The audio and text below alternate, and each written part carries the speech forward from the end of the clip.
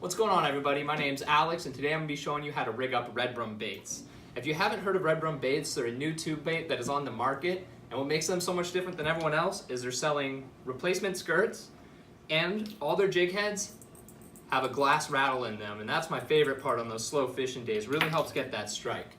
So I'm going to be showing you two different methods. The proper way, which involves scissors and X-Acto knife, if you want to do that the night before to make everything look just perfect.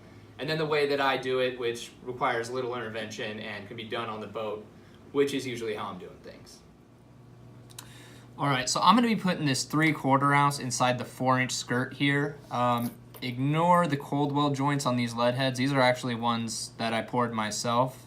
As you can tell, the craftsmanship is not all there. But the first step is to measure out the lead head to the skirt.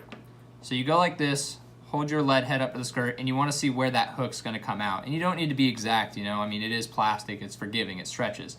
So I see right here, this is about where that hook comes out. Another part that's actually is important, you want to make sure you get the hole on the correct spot. So you don't want it like on the side, because obviously then the colors are going to be separated sideways. You want to make sure, for this instance, I want white on the bottom, red on top. So I'm going to line it up, see that's where it comes out, and all you do, take the X-Acto, get a hole, and make a slit. And you don't need to make a big hole. That's about the size of the hole that I've made. It doesn't look like it's all gonna fit through there, but I promise you it will. So the next step is actually inserting the bait. Now for this, I use spit. You know, we use spit when we cinch down our knots, so it kind of seems to be the theme for fishermen. But I wet up the tip, the eye of the hook really good. Kind of looks nasty, and then I slide the eye in and then kind of twist and wiggle, and then I use the air pocket that gets created in the front here to help guide it over, and then you'll kind of hear it as the air slips out. And then the most important thing for me, the way I like to do it, is I push up really hard on it so the eye is all the way in the front, and I scratch it a couple times with my fingernail. You kind of got to do it a bit. These baits are pretty thick. And then the eye of the hook is going to poke through just like that. So the final step is going to be cutting the bait. Now, this is where the scissors come in hand. On this one, you know, you could cut it as long as you wanted and make it have this really long flutter. I'm trying to do a red crab imitation and give it this glide. So for that, I like to pinch it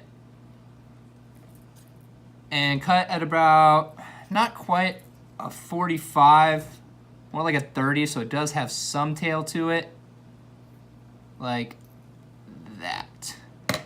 And that's really it, guys. There it is. You have yourself a tube bait that is going to catch fish all day long. So let's go on to my way to do it. All right, now on to my way for rigging these baits up. So you are going to need some sort of scissor or knife. I mean, you're going fishing, you should always have a knife or scissors. I personally always have my multi-tool on me. It has scissors on it, which is what I use. I've also just busted out a knife and taken it on the deck and just cut with the knife right against the deck, and it all comes out the same, you know. I'm going to be putting this guy on here. This feels like a 3/8 1/2 ounce. This is one of the ones that I made. I glued little eyes on there because I'm so creative. But the first thing you do, process is very similar. You're going to want to hold the lead head up, see where the eye of the hook is coming out. And then I kind of just mentally mark, like for example right here, I'm going, okay, it's kind of near this black mark on the bait. And then I take the hook, actually poke it in, and then I use the barb of the hook to kind of pull. And it'll act somewhat like a saw, and it's not going to rip the bait. It actually is going to make a hole very similar to using the X-Acto. And then after that, like just before, lube it up a bit and get the eye of the hook in, push it in like that, use the air pocket to try to guide it over.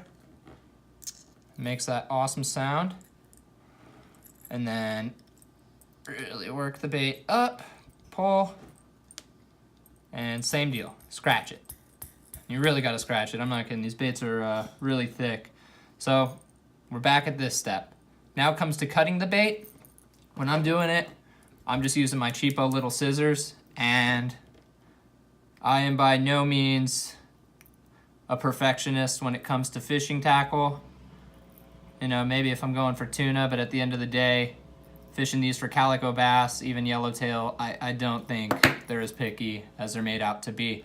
But there you go. It has a very similar finish to doing it by the books. And for me, I can do it on the water. When I'm not trying to show a tutorial, it takes me just a couple seconds to rig these up, tie them back on, and I'm on the water back fishing. All right, so that's all there is to it. And the process is the same. If you're doing it with a 6-inch tube, with an 1.5 ounce lead head, 2 4-ounce lead head, it is all the same.